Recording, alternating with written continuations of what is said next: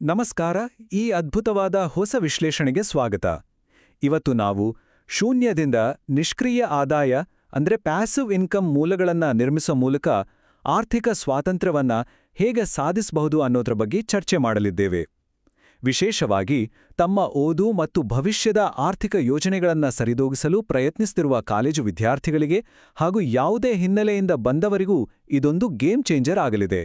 ಬನ್ನಿ ಶುರು ಮಾಡೋಣ. ಸರಿ, ಈಗ ನೇರವಾಗಿ ವಿಷಯಕ್ಕೆ ಬರೋಣ.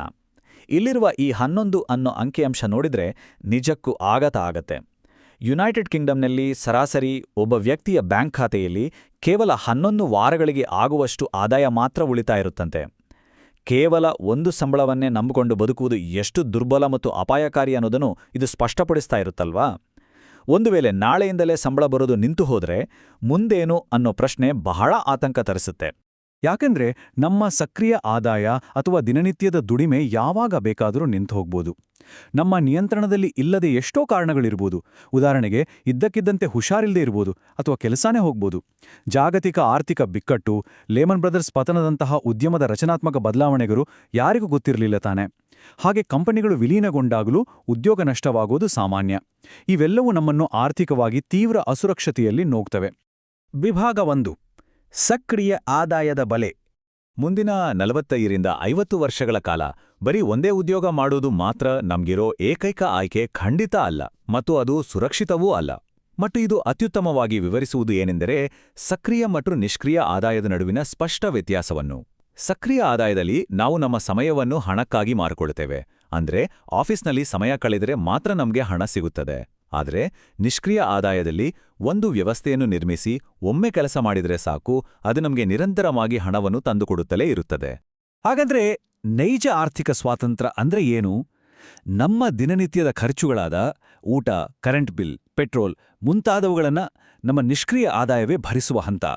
ಅಂದ್ರೆ ಯಾವುದೇ ಸಾಂಪ್ರದಾಯಿಕ ಉದ್ಯೋಗವಿಲ್ಲದೆಯೂ ನಾವು ನಮ್ಮ ಜೀವನವನ್ನು ಅನಂತಕಾಲದವರೆಗೆ ಆರಾಮಾಗಿ ನಡೆಸಬಹುದು. ಇದು ನಿಜಕ್ಕೂ ಅದ್ಭುತವಾದ ಹಂತ. ಆದ್ರೆ ಈಗಿನ ವಾಸ್ತವ ಹೇಗಿದೆ ನೋಡಿ. 60% 70% ಜನರಿಗೆ ತಾವು ಮಾಡ್ತಿರುವ ಕೆಲ್ಸ ಇಷ್ಟನೇ ಇರೋದಿಲ್ಲ.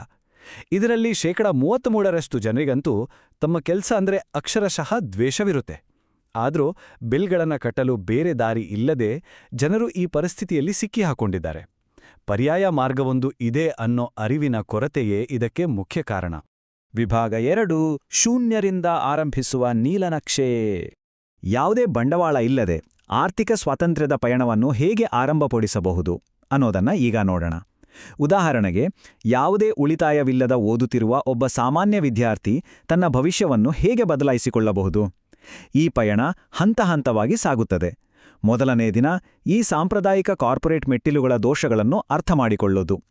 ನಂತರದ ವಾರಗಳಲ್ಲಿ ಪುಸ್ತಕಗಳು, ನೆಟ್ವರ್ಕಿಂಗ್ ಮೂಲಕ ಸ್ವಯಂ ಶಿಕ್ಷಣ ಪಡೆಯುವುದು. 3ನೇ ತಿಂಗಳ ಹೊತ್ತಿಗೆ ಲಭ್ಯವಿರೋ ಸಾಲ ಅಥವಾ ಕ್ರೆಡಿಟ್ ಸಂಪನ್ಮೂಲಗಳನ್ನು ಜಾಣತನದಿಂದ ಬಳಸುವುದು ಮತ್ತು 2 ವರ್ಷಗಳ ಕಾಲ ನಿರಂತರ ಪ್ರಯತ್ನ ಹಾಕೋದು. ರಾತ್ರೋರಾತ್ರಿ ಶ್ರೀಮಂತರಾಗೋ ಲಾಟರಿಗಳ ಹಿಂದೆ ಓಡುವ ಬದಲು ನಮ್ಮ ಮೇಲೆಯೇ ನಾವು ಹೂಡಿಕೆ ಮಾಡಬೇಕು. ನೈಜ ಜೀವನದ ಉದಾಹರಣೆಗಳನ್ನು ಕಲಿಯುವುದು ಬಹಳ ಮುಖ್ಯ. ರಿಚ್ ಡ್ಯಾಡ್ ಪೂರ್ ಡ್ಯಾಡ್ನಂತಹ ಅದ್ಭುತ ಪುಸ್ತಕಗಳನ್ನು ಓದುವುದು ಹಣಕಾಸಿನ ವಿಚಾರಗಳನ್ನು ಅರ್ಥಮಾಡಿಕೊಳ್ಳಲು ಮತ್ತು ಬಲವಾದ ಬುನಾದಿ ನಿರ್ಮಿಸಲು ಅತ್ಯುತ್ತಮವಾದ ಆರಂಭ. ಈ ರೀತಿ ಸ್ವಯಂ ಶಿಕ್ಷಣ ಮತ್ತು ನಿರಂತರ ಪ್ರಯತ್ನ ಹಾಕಿದ್ರೆ ಏನಾಗತ್ತೆ ಅಂತೀರಾ? ಇಲ್ಲೊಂದು ಬೆರಗುಗೊಳಿಸುವ ನೈಜ ಉದಾಹರಣೆ ಇದೆ. ಕೈಯಲ್ಲಿ ಬಿಡಿಗಾಸಿಲ್ಲದೆ ಪ್ರಾರಂಭಿಸಿದ ವಿಶ್ವವಿದ್ಯಾರ್ಥಿಯೊಬ್ಬ ಲಭ್ಯವಿದ್ದ ವಿದ್ಯಾರ್ಥಿ ಸಾಲಗಳನ್ನು ಬಳಸಿಕೊಂಡು ಕೇವಲ 2 ವರ್ಷಗಳಲ್ಲಿ ಬರೋಬ್ಬರಿ 24 ಮನೆಗಳನ್ನು ಸಂಪಾದಿಸುವಲ್ಲಿ ಯಶಸ್ವಿಯಾದನು. ಆತ ಬರೋಬ್ಬರಿ 3.5 ದಶಲಕ್ಷ ಪೌಂಡ್ಗಳ ಮೌಲ್ಯದ ಪೋರ್ಟ್ಫೋಲಿಯೋವನ್ನು ನಿರ್ಮಿಸಿದ್ದನು. ಇದು ಖಂಡಿತವಾಗ್ಲೂ ಸಾಧ್ಯ. ವಿಭಾಗ 3: ಸಂಪತ್ತು ಸೃಷ್ಟಿಯ ವಾಹನಗಳು. ನಿಷ್ಕ್ರಿಯ ಸಂಪತ್ತನ್ನು ನಿರ್ಮಿಸಲು ಒಂದೇ ದಾರಿಯಿಲ್ಲ, ಹಲವು ವಿಭಿನ್ನ ಮಾರ್ಗಗಳಿವೆ. ಈಗ ಈ ಮಾಹಿತಿಯಲ್ಲಿ ನಿಜಕ್ಕೂ ಆಸಕ್ತಿದಾಯಕವಾದ ವಿಷಯ ಏನಂದ್ರೆ, ಬ್ಯಾಂಕ್ ಖಾತೆಯಲ್ಲಿ ಎಷ್ಟೇ ಹಣ ಇದ್ರೂ ಯಾರೇ ಆದ್ರೂ ಆರಂಭಿಸಬಹುದಾದ ವಿವಿಧ ಮಾದರಿಗಳು ಇಲ್ಲಿವೆ. ರಿಯಲ್ ಎಸ್ಟೇಟ್ ಹೆಚ್ಚಿನ ಬಂಡವಾಳ ತಂದ್ರೆ ಅಫಿಲಿಯೇಟ್ ಮಾರ್ಕೆಟಿಂಗ್ ಅತ್ಯಂತ ಕಡಿಮೆ ಖರ್ಚಿನಲ್ಲಿ ಡಿಜಿಟಲ್ ಸ್ವಾತಂತ್ರ್ಯ ಕೊಡುತ್ತೆ. ವ್ಯಾಪಾರ ಮಾಲೀಕತ್ವವು ನಾಯಕತ್ವವನ್ನು ಬೇಡುತ್ತೆ. ಹಾಗೆ ನೆಟ್ವರ್ಕ್ ಮಾರ್ಕೆಟಿಂಗ್ ಸಮುದಾಯದ ಮೂಲಕ ಬೆಳೆಯಲು ಸಹಾಯ ಮಾಡುತ್ತೆ. ನಮ್ಮ ಜೀವನ ಶೈಲಿಗೆ ಮತ್ತು ಗುರಿಗಳಿಗೆ ಯಾವುದು ಒಗ್ಗುತ್ತೋ ಆ ಅತ್ಯುತ್ತಮ ತಂತ್ರವನ್ನು ನಾವು ಆಯ್ಕೆ ಮಾಡಿಕೊಳ್ಬೋದು. ನಮ್ಮ ಹಣ ನಮಗಾಗಿ ಕಷ್ಟಪಟ್ಟು ದುಡಿಯುವಂತೆ ಮಾಡೋದು ಇಲ್ಲಿನ ಅತಿದೊಡ್ಡ ಗುಟ್ಟು. ಆಲ್ಬರ್ಟ್ ಐನ್ಸ್ಟೈನ್ ಅವರು ಕಾಂಪೌಂಡಿಂಗ್ ಪರಿಣಾಮವನ್ನು ಜಗತ್ತಿನ 8ನೇ ಅದ್ಭುತ ಅಂತಾನೆ ಕರೆದಿದ್ದಾರೆ. ಸಣ್ಣ ಆದರೆ ನಿರಂತರವಾದ ಹೂಡಿಕೆಗಳು ಕಾಲಾನಂತರದಲ್ಲಿ ಒಂದು ದೊಡ್ಡ ಹಿಮದ ಉಂಡೆಯಂತೆ ಅಗಾಧವಾಗಿ ಬೆಳೀತಾ ಹೋಗ್ತವೆ. ಸಂಪತ್ತು ಸೃಷ್ಟಿ ಮಾಡೋಕೆ ಪ್ರತಿಯೊಬ್ಬರಿಗೂ ಇದೊಂದು ಅದ್ಭುತವಾದ ಅಸ್ತ್ರ. ವಿಭಾಗ 4 ಮಾನಸಿಕ ತಡೆಗೋಡೆಗಳನ್ನು ಒಡೆಯುವುದು.